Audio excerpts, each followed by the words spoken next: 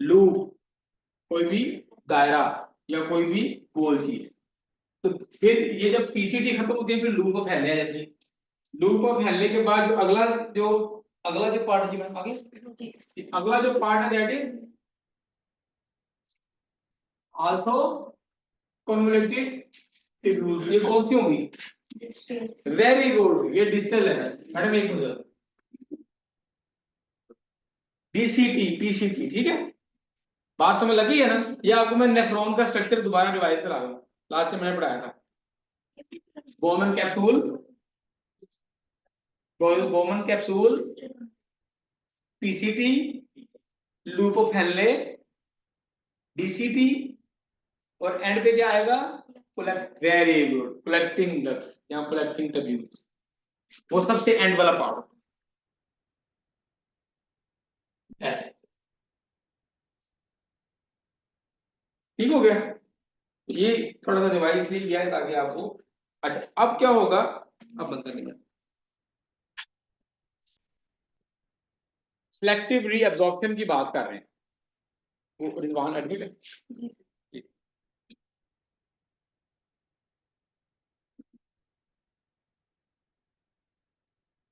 The resorption is a process by which water and other substances are taken back to blood. ठीक है, वापस blood में लेने का अमल है। Most reabsorption including water, electrolytes, electrolyte मतलब नमकियात जिसमें सोडियम और क्लोराइड शामिल हैं, and organic nutrients like glucose taken takes place in the PCT. मैंने बताया था ना कि वैसे तो रीअब्जॉर्प्शन ये हर जगह पे होती है, पीसीटी में भी होती है, लूप ऑफ हेनले में भी होती है, और डिजिटल कन्वर्टेड ट्यूब्यूल में भी होती है, कलेक्टिंग डक्ट्स में भी होती है। लेकिन ज्यादातर कहाँ होती है? पीसीटी में लिखा हुआ। Most reabsorption including water, electrolytes and organic nutrients like glucose take place in proximal convoluted tubules। Woman का कैप्सूल की तो फिल्ट्रेशन होती है ना, फिल्ट्रेशन के बाद जो रीअब्जॉर्प्शन है वो ट्यूब्यूल्स में होनी है। कहाँ कहाँ होनी है? प्रॉक्सिमल कन्वोल्यूटेड ट्यूब्यूल में होनी है, लूप ऑफ हेनले में होनी है, डिस्टल कन्वोल्यूटेड में होनी है, और कलेक्टिंग में होनी है। लेकिन ज्यादातर कहाँ होती है? प्रॉक्सिमल। ठीक हो गया, समझ लग गया? Some reabsorption is passive, but some substances like glucose are actively transported। Passive का मतलब मैंने बताया था आपको, ये भी दो टर्म्स हमारे मेडिकल में इस्तेमाल होंगी, एक्टिव एंड पैसिव। पैसिव वो है जो खुद ही हो रही है, उसके लिए बॉडी कोई एनर्जी सर्फ नहीं कर रही, और एक्टिव जो है वो किसी एनर्जी की वजह तो ताकत लगाना पड़ रही। अब इसकी मिसाल देखो, आपकी टैंकी में पानी है, ठीक है, टैंकी सेकंड फ्लोर पे, आप नल खोलते हैं, ग्राउंड फ्लोर पे पानी आ जाता है। What kind of transport is this जी? ऑस्मोसिस नहीं। व्हाट काइंड ऑफ, ये एक्टिव और पैसिव को सेम करके बताए। Osmosis is the movement of water as well, आप भी कह रही हैं, लेकिन इस कॉन्टेक्स्ट में नहीं। जिवेरिया, नलका खोला है नीचे ग्राउंड फ्लोर पे, टैंकी से पानी आया नीचे, किस किस्म की ट्रांसपोर्ट है? एक्टिव है कि पैसिव है? कैसे? पानी खुद आ रहा है, और अगर ग्राउंड फ्लोर से पानी टैंकी में भेजना हो फिर कैसे जाएगी? एनर्जी देगी, उसमें आपको मोटर की जरूरत पड़ेगी, वो नहीं जा रहा पानी। तो एक्टिव ट्रांसपोर्ट है जिसपे कोई एनर्जी सर्व नहीं होती, और पैसिव सॉरी जो पैसिव वो है जिसमें कोई एनर्जी सर्व नहीं होती, और एक्टिव वो है जिसमें एनर्जी सर्व होती है। तो वो कहता है सम रीअब्जॉर्प्शन इज पैसिव, कि कुछ जो है वो खुद ही हो जाती है, वापस चला जाता है सारा पानी वगैरह, और सम जो है वो एक्टिव होती है, उसके लिए वो बॉडी को एनर्जी लगाना पड़ता है। जिस तरह उसने मिसाल भी दी कि शुगर वगैरह। बहुत अहम तस्वीर है, इसको समझेंगे तो सारी चीजें समझ लेंगे। ये देखिए बहुत अहम तस्वीर है मैडम, वो पेन नहीं आ रहा।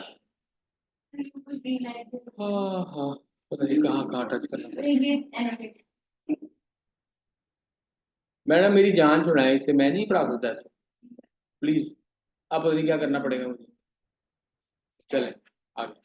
ये देखें जी, बहुत अहम तस्वीर है ये पूरी, आपका जो जो मतलब यूरिन फॉर्मेशन है ना इसी तस्वीर में, ठीक है। इधर देखें, ये खून आया, ये क्या चीज है, ये जो खून की नाली को गुच्छा है क्या है, वेरी गुड, ग्लोमेरुलर बेटा, बोमन कैप्सूल, ये आगे येलो है, ठीक है। ये फिल्ट्रेट बन गया बोमन कैप्सूल से, बोमन कैप्सूल में, ठीक है। फिर वो आ गया टिब्यूल्स में। आपको समझाने के लिए, मेरी बात समझ लें सिर्फ एक, आपको समझाने के लिए उसने यहाँ पर प्रॉक्सिमल कन्वोलेटेड टेब्यूल्स और लूप ऑफ हेनले और डिस्टल कन्वोलेटेड टेब्यूल्स और कलेक्टिंग डक्ट्स ये नहीं बनाई, उसको सबको उसने एक ही फॉर्म में ये मतलब एक ही डक्ट जो बना दी, क्योंकि सारी डक्ट्स ही होती हैं, सिर्फ उनके शेप्स के हिसाब से और उनके एरिया के हिसाब से उनका नाम मुख्तलिफ है। लेकिन आपको समझाने के लिए उसने सारी डक्ट्स को इस तरह लंबा बना दिया। तो जब इनमें आता है तो वो कि देखें ये कह रहे हैं नंबर वन, फिर दूसरा क्या है ये देखें, नंबर टू क्या है, ये है सिलेक्टिव रीअब्जॉर्प्शन। तो यहाँ से कुछ चीजें निकल के ये साथ खून की नाली है उसमें आ गई। ये खून की नाली को कहते हैं पेरी ट्यूबुलर कैपिलरीज। मेडिकल में आपने याद रखना है, जहां भी लफ्ज पेरी आ जाएगा ना, पेरी, उसका मतलब होगा साथ, एडजेसेंट। ये ये जो पेन और मोबाइल दूसरे के साथ साथ पड़े हुए हैं ना, तो ये मैं कहूँगा कि ये चीज पेरी मोबाइल पड़ी, मोबाइल के साथ पड़ी, ठीक है। तो लफ्ज है पेरी टिब्यूलर कैपिलरीज, ऐसी खून की छोटी नालियां जो टिब्यूल्स के साथ साथ पड़ेंगी। तो ये सारा जो रीअब्जॉर्प्शन होता है ब्लड और केमिकल, वो पेरी ट्यूबुलर कैपिलरीज में जाता है, ठीक हो गया।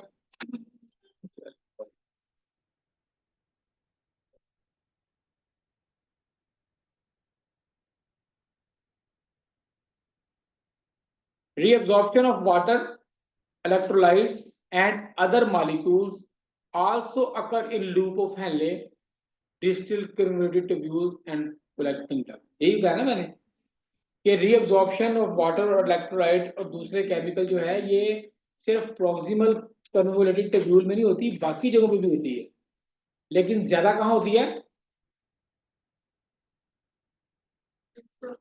हाँ, तो पहले लाइन मैंने पढ़ी, ये देखें, ये देखें एंड पे पढ़े, reabsorption is a process by which water and other substances are taken back to the blood. Most reabsorption take place in, ये मैं लाइन इसलिए बार बार कह रहा हूं कि ये आपको पता होना चाहिए, ये एमसीक्यू आ जाना है, कहाँ होती है। लेकिन इसका मतलब ये नहीं है कि बाकी टेब्यूल्स में नहीं होती, बाकी में भी होती है, लेकिन ज्यादा कहाँ होती है, ठीक है, पीसीटी में। वेरी गुड, ठीक है जी भैया, समझ लगे, एमन समझ लगे आपको। और बच्चों आपको यार नाम भूल जाता है, मेरे से जवाब का नाम याद हुआ है, आपका नाम क्या है, शफकत। शफकत साहब हमारे आसपास आते हैं, बड़े अच्छे दोस्त हैं हमारे, वो अल्ट्रासाउंड स्पेशलिस्ट। ठीक है जी, समझ लग गई कि नहीं, ये पॉइंट समझेंगे नहीं आप बताएंगे तो आगे नहीं जाऊंगा।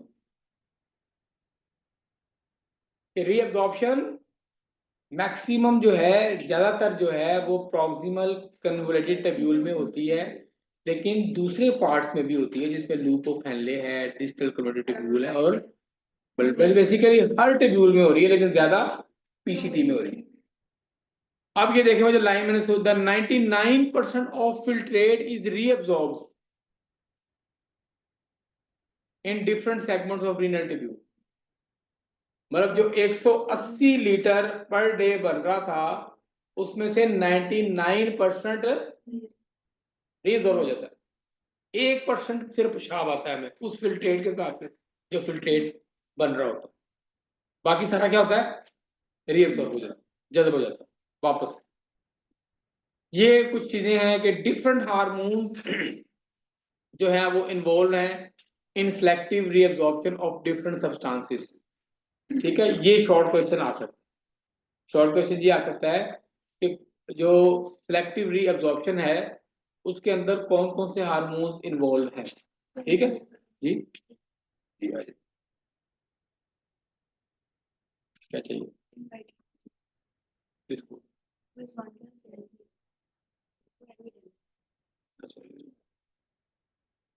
ठीक है, अब कुछ हार्मोन्स की बात करेंगे, ऐसे हार्मोन्स जो कि सेलेक्टिव रीअब्जॉर्प्शन में हेल्प करते हैं। वो चार हार्मोन मैंने यहाँ लिखे हैं। वो आगे ये भी लिखा है कौन कौन सी चीज को वो रीअब्जॉर्ब करते हैं। लाइक पैराथायराइड हार्मोन है, ठीक है, ये कैल्शियम और फॉस्फेट को जो रीअब्जॉर्प्शन उसमें हेल्प करते हैं। फिर एडीएच है, इसको एंटी डाययूरेटिक हार्मोन बोलते हैं। ये ये वाटर की रीअब्जॉर्प्शन करवाता है। तीसरा जो है वो आई थिंक जो एल्डोस्टेरोन है, वो सोडियम की जो है रीअब्जॉर्प्शन करवाता है। और तीसरा जो है वो एएनपी है। एएनपी जो है वो एट्रिया हमारे हार्ट से रिलीज जो है होता है, और ये जो है ना वाटर को जो है रेगुलेट करता है। वाटर ठीक हो गया जी।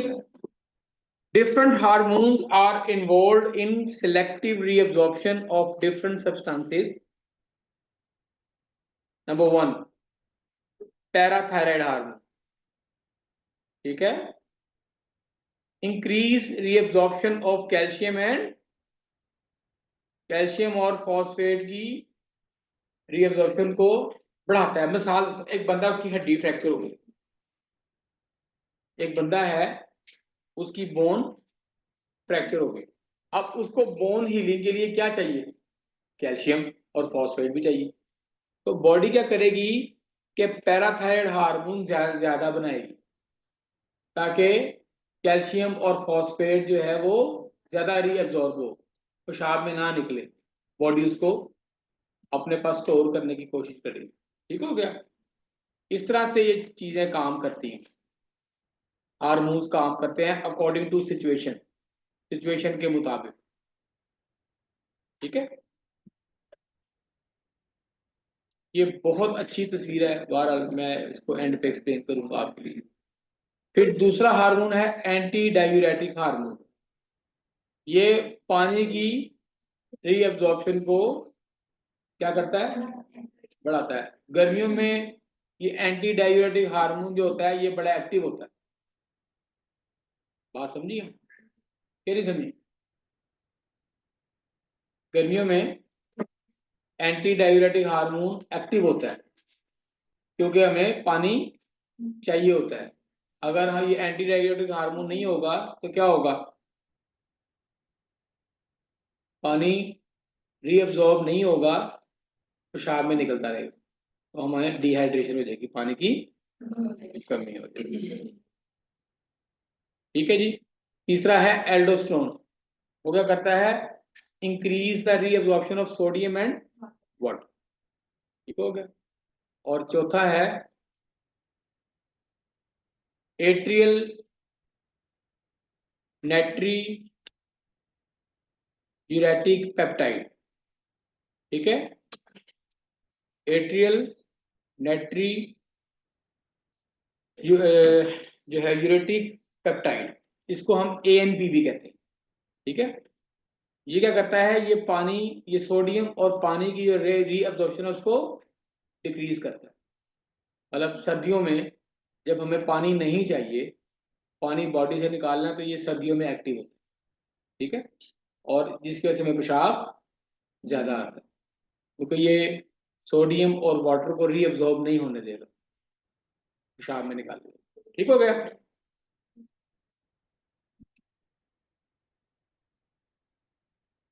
लास्ट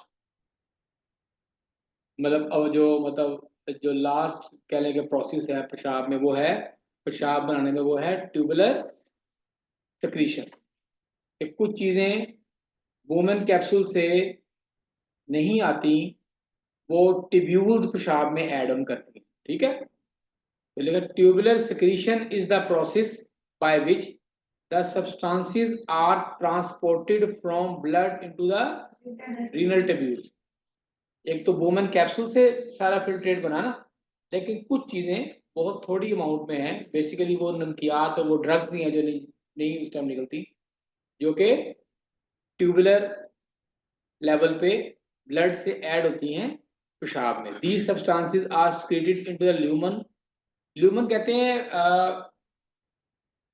किसी भी चीज के अंदर वाले हिस्से को। लाइक अगर एक बर्तन है, ग्लास है, ग्लास की इर्द गिर्द तो उसकी वो होती है ना, ग्लास की वॉल होती है, जो अंदर वाला खाली हिस्सा होता है उसको ल्यूमन बोलते हैं। ठीक है, तो these substances are secreted into the lumen from peritubular capillaries. Substances secreted in different segments of renal tubule like कौन कौन से substances है जो आते हैं? Potassium, ammonia, hydrogen, urea and drugs like penicillin and aspirin।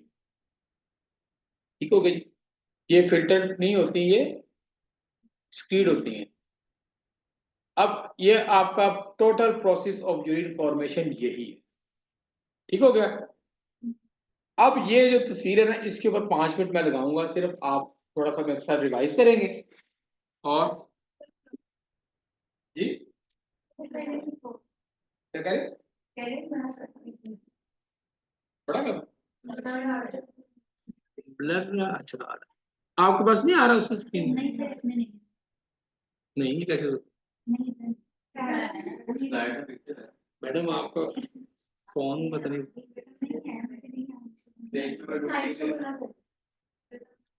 दो में ये तस्वीर मैंने 2 बार लिखी है। 20। चले आप ये देखें, छोड़े इसको गौर से देखें, ये तस्वीर ये सब चीज क्या है। अच्छा बड़ी देर मेरे साथ है, ये क्या चीज है?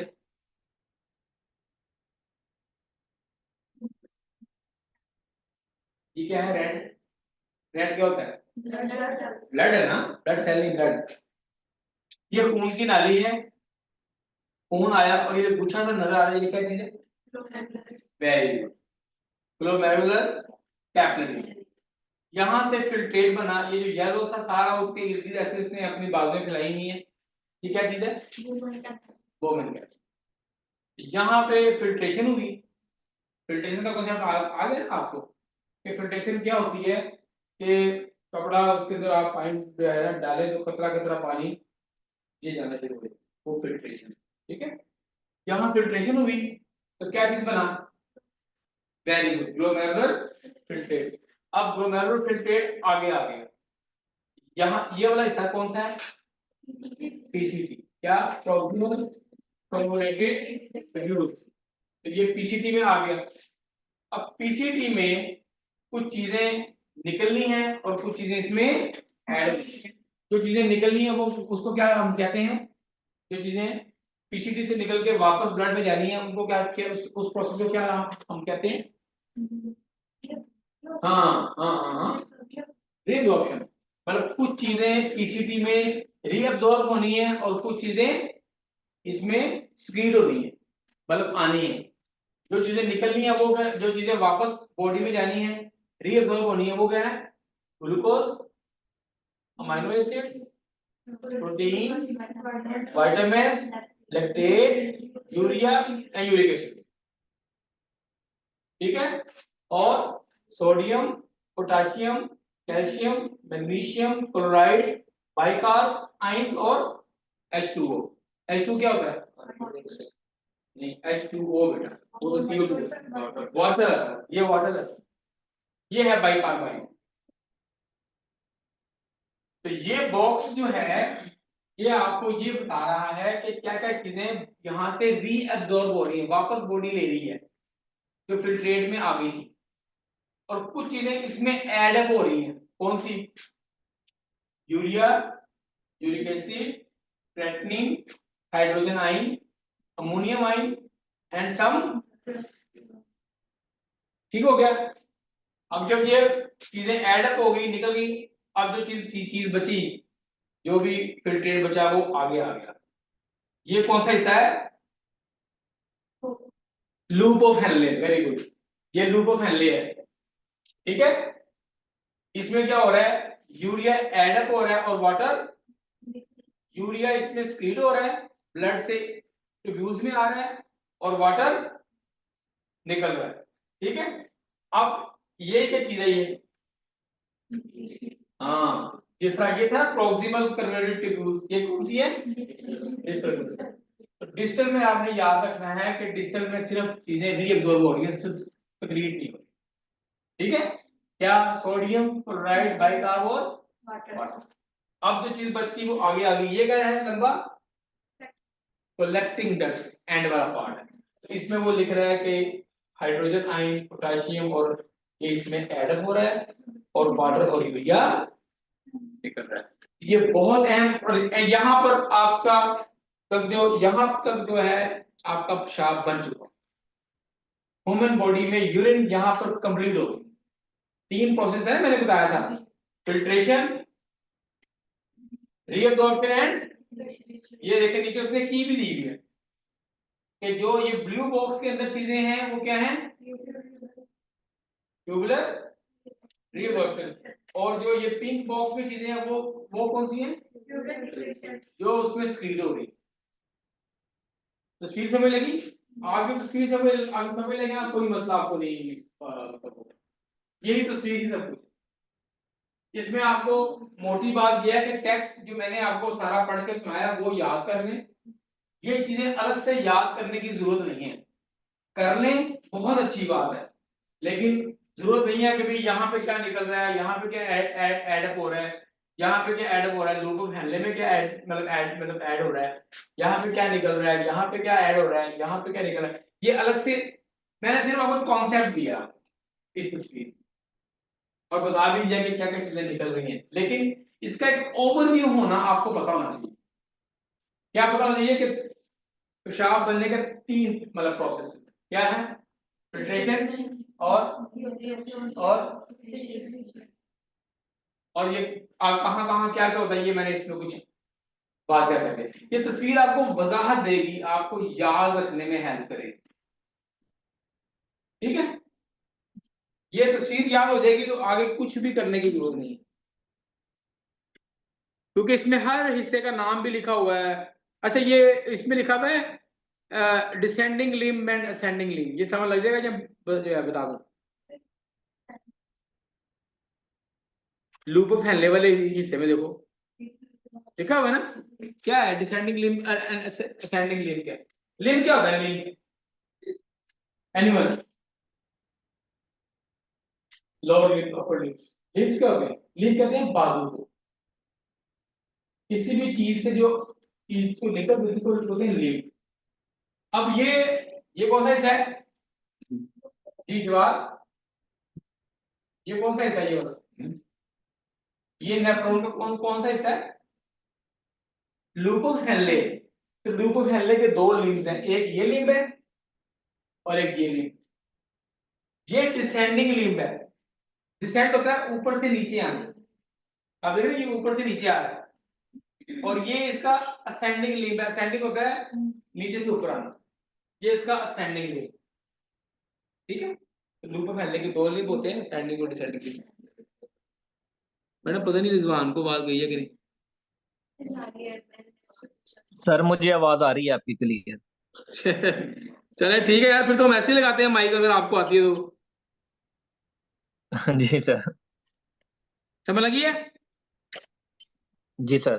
चलो बाकी आप पढ़ लोगे, मजीद को क्वेश्चन करने होंगे तो यू कैन आस्क। मैडम बिल्कुल सर। अब इसके अब निकलेंगे आगे, चलो कि वो आएगी नहीं बच्चों को, ये इसको जो है एस्केप ना करूं, नहीं हो रहा। अब आएगी कंपोजिशन ऑफ यूरिन, कि जो पेशाब होता है उसका कलर क्या होता है, स्पेसिफिक ग्रेविटी क्या होती है, पीएच क्या होती है, और एक हेल्दी बंदा दिन में कितना यूरिन पास करता है। The urine is clear and amber in color due to the presence of urobilin। एक केमिकल होता है यूरोबिलिन इसको कहते हैं, वो पेशाब में एक्सक्रीट होता है।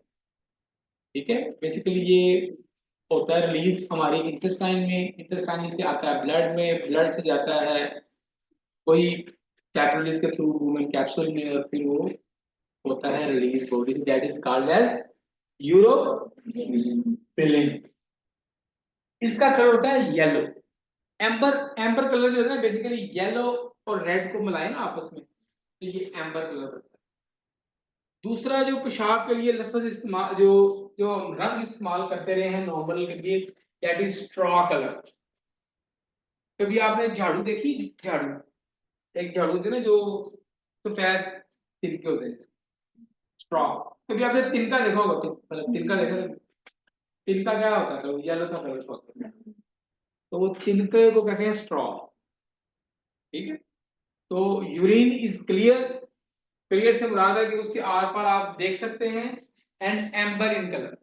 एम्बर रेड, आप नेट पे लिखेंगे ना एम्बर कलर, तो आपको पता लग जाएगा एम्बर कलर, ये रेडिश येलो कलर को कहते हैं amber, due to the presence of urobilin. Urobilin मैंने बताया कि ये बेसिकली वो जो, अच्छा ये एक और चीज, ये क्या आसन लफ्ज क्या है, नहीं बाइलिन, तो इससे मिनरल लफ्ज पढ़ा है आपने जीआईटी,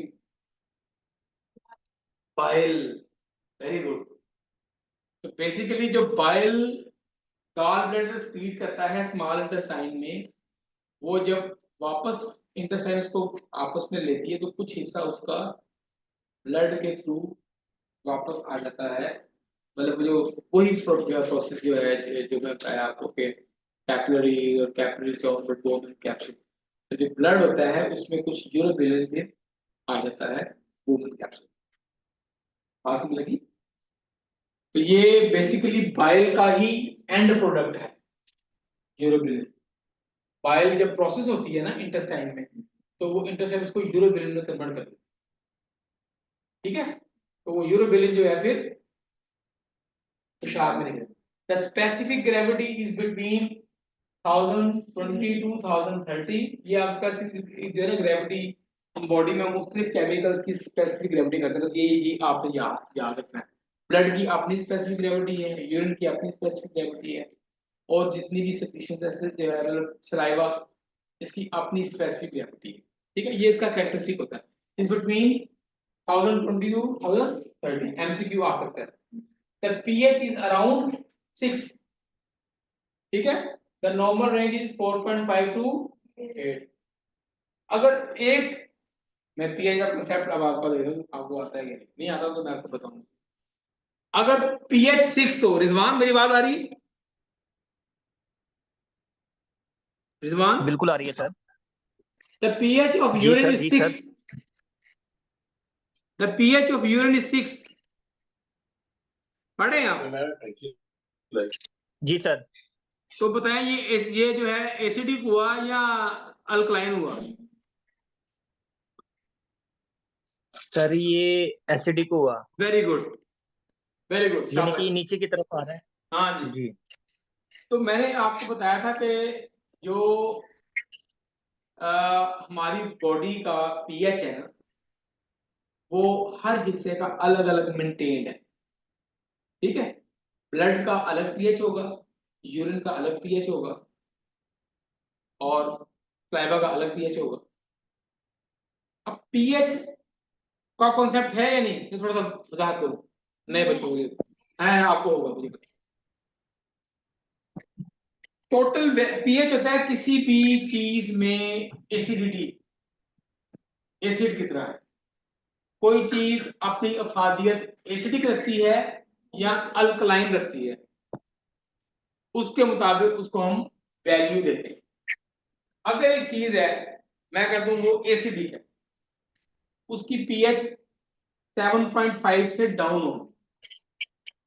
पीएच का टोटल पूरी दुनिया में क्या होता है, ये 14 से ऊपर नहीं जाती वैल्यू। 14 का हाफ करें तो क्या होगा, 7 अगर एक चीज की पीएच 7.5 है, वो क्या होगा? अगर हाँ, वो होगी न्यूट्रल। न्यूट्रल की तरह आजकल पाकिस्तान की सियासत में बहुत इस्तेमाल होती है। क्या होगी? न्यूट्रल होगी, ना इधर है ना इधर है, ना ये एसिडिक है ना ये, ठीक हो गया 7.5। अब 7.5 से अगर पीएच कम होना शुरू हो जाएगी टुवर्ड जीरो, अगर कम होना शुरू हो जाएगी, लाइक 5 हो जाए, 4 हो जाए, 6 हो जाए, तो ये क्या होगा, ये जी बेटा 14 का हाफ की 7.5 हम लेते हैं, क्योंकि 7 और 7, अगर 7 हम चले जाएंगे 7.5 से डाउन, इसका बर्फ सेंटर 7.5 लेते हैं, क्योंकि अगर 7 लेंगे ना तो ये देखे ना, जीरो से स्टार्ट होता है ना 14 तक, तो ये 7 एक तरफ है और 7 एक तरफ है, तो फिर इसका हाफ हम लेते हैं 7.5। तो अगर एक चीज की पीएच 0 की तरफ आएगी, 7.5 से 0 की तरफ जाएगी, डाउन जाएगी, तो वो चीज क्या होगी, एसिडिक। और अगर एक चीज की पीएच 7.5 से ऊपर जाएगी, टुवर्ड्स 14 जाएगी, तो वो क्या होगी, हाँ अल्कलाइन या बेस। तो ये तय पीएच इज अराउंड 6, उसने कहा रिजवान ने, इसलिए कि वो एसिडिक होगा। Healthy blood pass urine of 1 litre to, ये ml में है ना, ये मिलीलीटर में, तो मिली हजार से मतलब बराबर है, मतलब ये 1000 ml या 1 लीटर से 1500 ml या 1.5 लीटर। तो कितना फिल्ट्रेशन था पहले, 180 लीटर, ठीक है। तो 180 का रह गया 1.5 लीटर, तो कितना री एब्जॉर्ब हुआ, 99%। ठीक है ना, ये बात हमने डिस्कस की।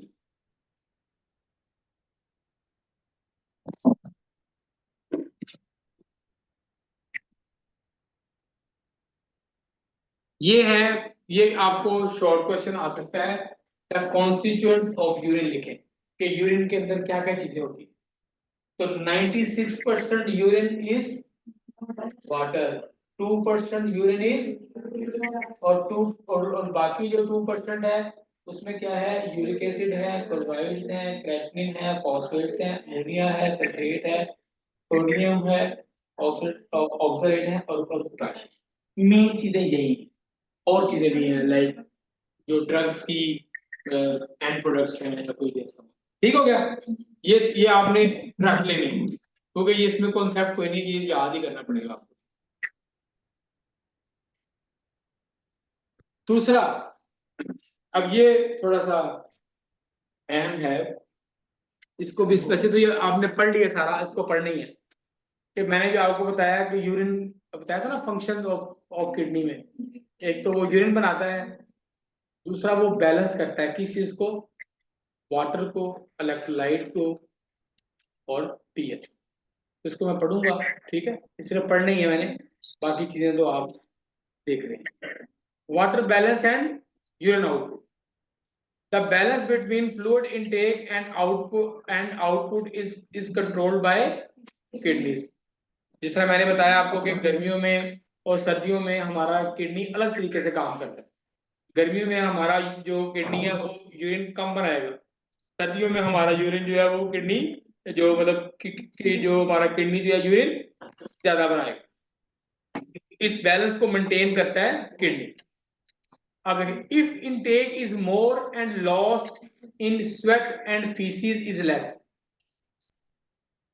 ठीक है, मतलब स्वेट क्या है, पसीना, मतलब सर्दियों के मौसम में हम पानी भी पी रहे हैं, खाना भी खा रहे हैं, तो हम हमारा फ्लूइड इनटेक अच्छा है, लेकिन उस हिसाब से हमारे पसीने में या मोशन में अगर पानी नहीं निकल रहा, तो क्या होगा, kidney will excrete more urine, kidney ज्यादा यूरिन बनाएगा। मिसाल के तौर पे इन विंटर, सर्दियों में, if loss of water is more in sweat and faeces, अगर गर्मी का मौसम है, पसीना ज्यादा आ रहा है, या किसी बंदे को मोशन लगे, तो उसके मोशन में आप देखें वाटर निकलना शुरू हो जाएगा। तो इसका मतलब है कि जो है मतलब जो है बॉडी को वाटर चाहिए, तो वो क्या करेगा, kidney will increase reabsorption of water and less urine will be form. इस लाइन की समझ लगी है? आप बताएं एमन, ये लाइन का क्या मतलब है? पढ़े ना, इसलिए मुझे आपसे पूछा, मुझे पता है।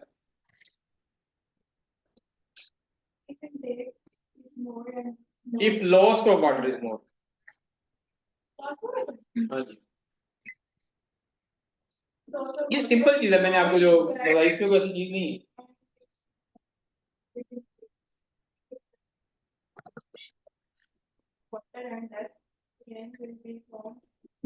एग्जाम्पल इजी का मतलब है एग्जाम्पल गिवन। यहाँ आपने एग्जाम्पल कोड करनी थी, पहले आप इजी लिखते हैं। बताइए क्या समझ लगी? हाँ देखिए, वो ये कह रहा है, इस पूरी स्लाइड का मतलब ये है कि किडनी का काम है बॉडी में वाटर को रेगुलेट करना। अगर उसके पास वाटर ज्यादा अमाउंट में मौजूद है तो वो उसको पेशाब के थ्रू निकाल देगा। अगर बॉडी को वाटर रिक्वायर्ड है, वाटर बॉडी में कम है, तो इसका काम है पानी को बचा के रखना, पेशाब को कम बनाना। ठीक है, ये है वाटर बैलेंस, ये किडनी का काम है। यही लाइन मैंने पहली लिखी, the balance between fluid intake and output. Fluid intake and output, intake क्या जो मैं ले रहा हूं और आउटपुट क्या जो मैं दे रहा हूं, जो मैं निकाल रहा हूं, is controlled by the kidney. वो कहता है कि इफ इनटेक इज मोर, जिस तरह के सर्दियों में हम खाना भी खा रहे हैं, तो जो शोरबा होता है उसका लिक्विड है वो भी पानी है, जो सालन है उसका लिक्विड है वो भी पानी है। If intake is more and lost in sweat and faeces is less. If intake is more, अगर मैं चीजें ज्यादा अमाउंट में ले रहा हूँ, पानी ज्यादा अमाउंट में ले रहा हूँ, और लेकिन मुझे पसीना कम आ रहा है, या फीसिस मेरे नॉर्मल है, मुझे लूज मोशन वगैरह इस तरह की कंप्लेन नहीं है, तो मेरी बॉडी में पानी की मिकदार क्या हो जाएगी, ज्यादा हो जाएगी। अब वो ज्यादा पानी जो है बॉडी के काम का नहीं है, अगर अगर वो बॉडी में स्टोर होना शुरू हो जाएगा तो हमें एडीमा हो जाएगा, हमारे चेहरों पर, पाँव पर स्वेलिंग आ जाएगी। तो किडनी ने उसको मेंटेन करना है, वो जो एक्स्ट्रा पानी है वो पेशाब की सूरत में बाहर निकाल दो, जिसकी वजह से हमें पेशाब ज्यादा आएगा, ज्यादा अमाउंट ऑफ यूरिन किडनी बनाएगा। फिर मैंने उसकी मिसाल दी जिस तरह के सर्दियों में, फिर मैंने सारे सिनेरियो को सर्दियों में फिट किया कि सर्दियों में हम खाना भी खाते हैं, पानी भी पीते हैं, लेकिन हमारा लॉस नहीं है, तो वो लॉस को फिर जो किडनी ने पानी निकालना है वो निकालेगा इन फॉर्म ऑफ यूरिन। अब इसका उल्ट कर लें, गर्मियों में हमें स्वेटिंग होती है, पसीना आता है, हमारी बॉडी से हीट निकलती है, तो वाटर हमारी बॉडी से निकल जाता है, बार बार पानी पीते हैं, उसके बावजूद वाटर पूरा नहीं होता। तो फिर इस तैयारी में किडनी क्या करेगा, किडनी जो है वो यूरिन कम बनाएगा, ज्यादातर पानी रीअब्सॉर्ब कर लेगा, कि ताकि पानी को बॉडी के लिए स्टोर कर सके, क्योंकि बॉडी को पानी चाहिए। या दूसरा सिनेरियो को और देता हूँ, जब लूज मोशन बच्चों को लग जाते हैं, पानी की कमी हो जाती है, तो अक्सर वो क्या कहते हैं कि जी ये बच्चा यूरिन नहीं कर रहा। अक्सर बच्चे हमारे पास इस कंप्लेन से आते हैं कि जी इसने 7-8 घंटे हो गया, इसका पैम्पर खुश्क है। क्यों? किडनी वो जो है ना सेव कर रहा था पानी। अगर किडनी भी यूरिन बनाता रहे तो बच्चा और डिहाइड्रेटेड हो जाए और बच्चे में पानी की कमी हो जाए। तो जब बच्चे में पानी की कमी होगी तो उसके नुकसान अपने। ठीक है, तो ये मैं सिर्फ बात करने का मकसद है, this is the function of kidney. शुरू में मैंने बताया था कि ये वाटर बैलेंस को मैनेज करता है। अगर बॉडी में वाटर ज्यादा है, सिंपल, अगर अगर अगर बॉडी में वाटर ज्यादा है तो वो उसको बॉडी से निकाल देगा। अगर बॉडी में वाटर कम है, बॉडी को वो जो है वाटर चाहिए, तो वो उसको कंजर्व करेगा, बचा के रखेगा। ठीक है जी, अब क्रिस्टल क्लियर हो गया। एक और function of kidney that is electrolyte balance, नमकियात को मैनेज करता है। ठीक है, कौन कौन से नमकियात को, सोडियम, पोटाशियम और कैल्शियम। मतलब जितनी जितनी बॉडी को इनकी अमाउंट रिक्वायर्ड है उतनी उतनी रखता है, और जो है वो जो एक्स्ट्रा है वो वापस निकालता है। मतलब अगर एक बंदे को नमक खाने की आदत है, अगर बॉडी में नमक स्टोर होता जाए तो ये झटके और ये सारे मामला शुरू हो जाए। लेकिन बॉडी एक किडनी का करता है, जितना एक वैल्यू बॉडी की है उतनी रखता है, बाकी सोडियम पेशाब में निकाल देता है। ठीक है। हमारा स्वेट जो होता है, स्वेट आप देखिए नमकीन होता है, इसमें सोडियम होता है, इसमें सोडियम होता है, क्लोराइड भी होता है।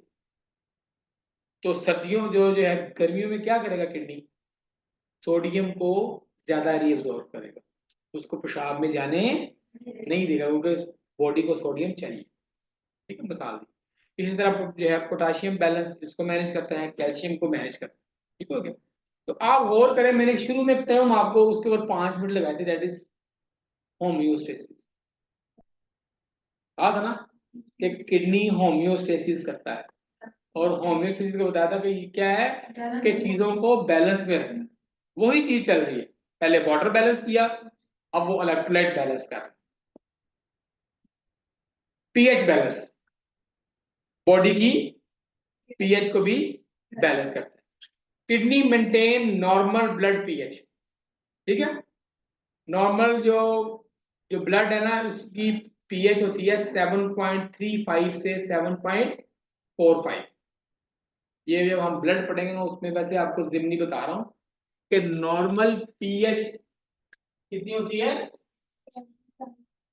7.35 to 7.45। Kidney maintain normal blood pH. The proximal convoluted tubules secrete hydrogen ions into the filtrate. जो ये मैंने बनाया था, ये बोमन कैप्सूल, ये पीसीटी ग्लूकोथैले डिस्टल और एंड पे कलेक्टिंग कर। मैंने आपको उस तस्वीर में भी यही बताया था। मैं फिर उस तस्वीर पे चला जाता हूँ, चले जाएं दोबारा इस तस्वीर पे। ये देखिए, ये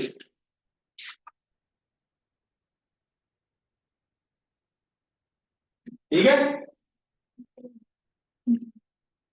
अब आप कुछ तस्वीर से पढ़ना बता रहा हूं। ये कौन सा बॉक्स है, पिंक। पिंक क्या था, ट्यूबुलर सिक्रीशन।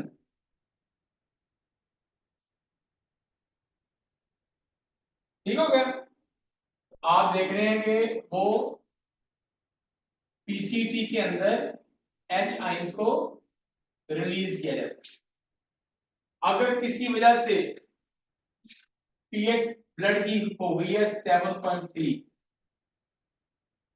मोर एसिडिक हो गया है ब्लड, तो इसकी सिक्रीशन को क्या होगा, किडनी क्या करेगा, ये एसिड है ना, दिस इज एसिड, एच आइन इज एसिड, इसका मतलब होता है एसिड। बस 10 मिनट आपका हम एंड पे, एंड पे ही है। इस कॉन्सेप्ट को समझ लेने में बता रहा हूं।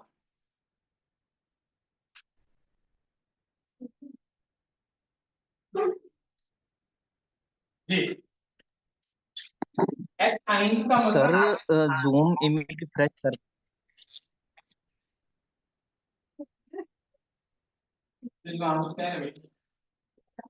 सर मैं अर्ज कर रहा था कि क्या जी कह रहे जी हो जूम जनाब, इमेज जॉनसन है वो फ्रेश नहीं आ रहा।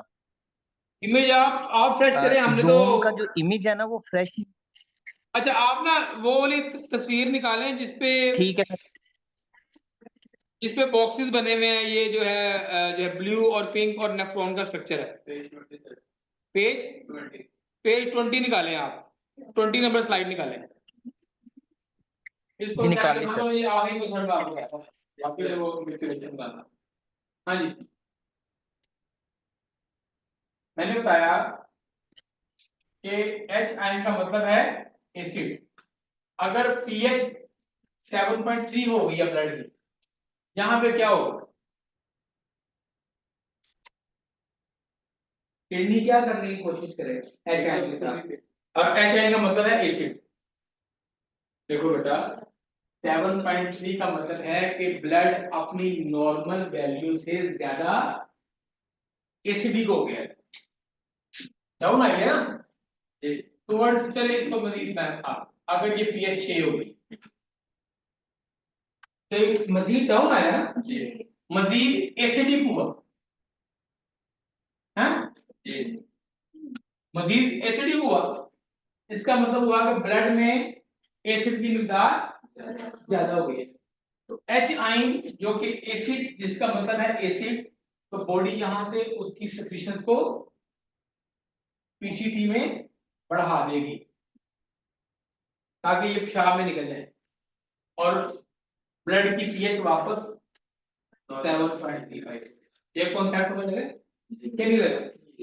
दोबारा समझे कि 7.35 से 7.45 normal range of blood pH. अगर ब्लड पीएच किसी वजह से 6 हो गई तो किडनी क्या करेगा? अब किडनी का काम है होम्योस्टेसिस, इसने बैलेंस बॉडी का मेंटेन करना, पीएच बैलेंस को मेंटेन करना है। तो ये क्या करेगा कि इसको वापस 7.35 पे लाने के लिए जो एसिडिक एनवायरनमेंट बना है, एसिड को बॉडी से निकालना शुरू कर देगा। तो वो कैसे निकलेगा कि एच आयन को पीसीटी में उनकी जो सिक्रीशन है वो बढ़ा देगा। जब बढ़ाएगा एच आयन इसमें जाएंगे, इसके जरिए पेशाब में निकल जाएंगे तो बॉडी से कम हो जाएंगे। जब बॉडी से कम हो जाएंगे तो पीएच दोबारा 7.2 न्यूट्रल नहीं 7.35 से एंटर होगा। पॉइंट समझ लिया ना? सबसे अहम पॉइंट यही है पीएच बैलेंस, यही उस स्लाइड में लिखा हुआ है। यस सर, मैं दोबारा पढ़ता हूँ। The kidney maintain normal blood pH, the proximal convoluted tubules secrete hydrogen ions into the filtrate. देखा ना आपने वो H ions proximal converted tubule में जाते हैं। The normal pH of urine varies from 7.5 to अपनी इसकी pH 4.5 to 8 depending on diet, time of day and the other factors. Individual whose diet contain a large amount of animal protein tend to produce more acidic urine than vegetarian। ये इसमें ये कह रहा है कि जो लोग गोश्त खाते हैं, गोश्त खोर जो लोग हैं, उनका पीएच ऑफ यूरिन जो है वो मोर एसिडिक होता है देन द वेजिटेरियन। ठीक हो गया? क्यों होता है ये आप में से किसी ने पूछा? हाँ बताइए। वही क्या?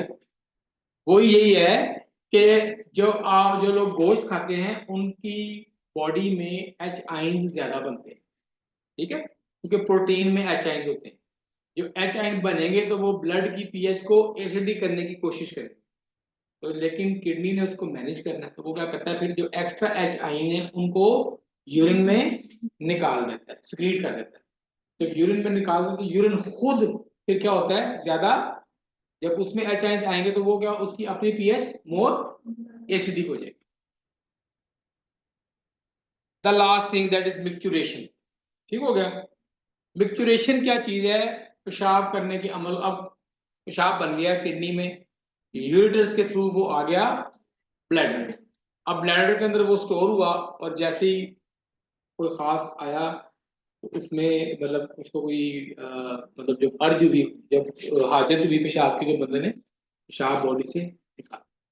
अब ये लास्ट फंक्शन ऑफ जो मतलब यूरिनरी सिस्टम है वो है मिक्चुरेशन।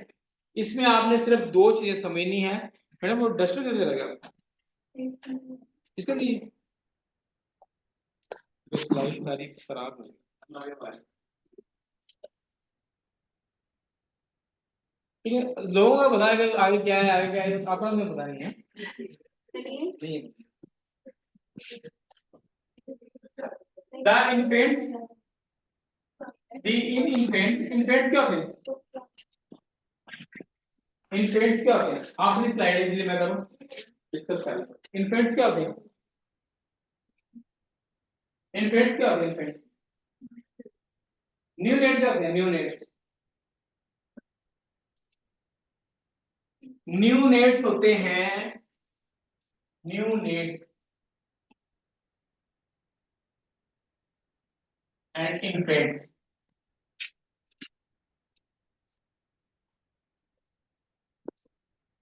हाँ जी, न्यू नेट कहते हैं नौज़ायदा बच्चा, जो बेबी नहीं, नौज़ायदा नहीं, अभी नो का मतलब है नया, न्यू बॉर्न बेबी, नौज़ायदा जो न्यू बॉर्न बेबी, बेसिकली इसकी प्रैक्टिकल जो डेफिनेशन है वो है कि 1 दिन से लेके 28 दिन तक, 28 डेज तक उसको न्यूनेट कहते हैं। 28 डेज के से लेके 1 साल की उम्र तक जो बच्चा है वो कहते हैं इन्फेंट। 1 ईयर मैडम, वो कहाँ का ड्रेस है मैडम?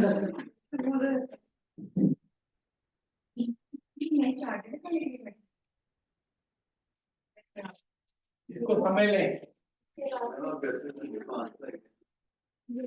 दूध टेंशन बेटा आखिरी चीज है, इसको समझ लो, ये चीज समझ नहीं आई। यस सर, और ये मुश्किल भी है इन सब चीजों में। जी मैडम, बताएं बताएं, आप बैठ गए,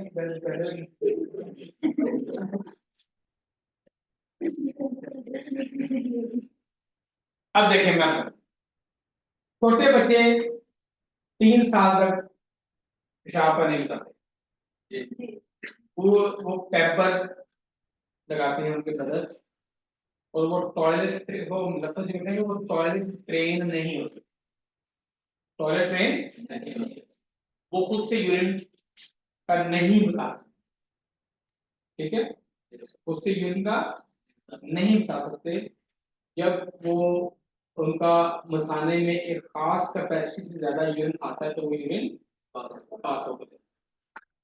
उसके कंट्रास्ट में, उसके बिल्कुल बरअक्स जो बड़े बच्चे हैं और जो एडल्ट हैं, उनको अल्लाह ताला ये एबिलिटी दे देता है कि वो यूरिन को, उनको एक खास अमाउंट ऑफ यूरिन के बाद अर्ज होती है, फीलिंग आती है कि जी मैंने मैच्योरेट करना है, मुझे मैच्योरेट करना चाहिए, जो मुझे मैच्योरेट करना है, मुझे मैच्योरेट करने की जरूरत है। और इसके साथ साथ अल्लाह ताला उनको कंट्रोल भी दे देता है कि जब तक जैसा मार्केट में है, बाजार में है, बस में है, पब्लिक प्लेस में है, और हमें अर्ज है कि हमें यूरिन पास करना है, तो we will locate for the around ऐसी स्पेस जो यूरिन पास करने के लिए नासब हो, वॉशरूम जाने की कोशिश करें। मीनवाइल 10-15-20 मिनट, आधा घंटा घंटा हम अपना यूरिन कंट्रोल कर सकते, उसको होल्ड कर सकते, ठीक है। तो इन दोनों में क्या फर्क है, यही इन दो स्टाइलों में।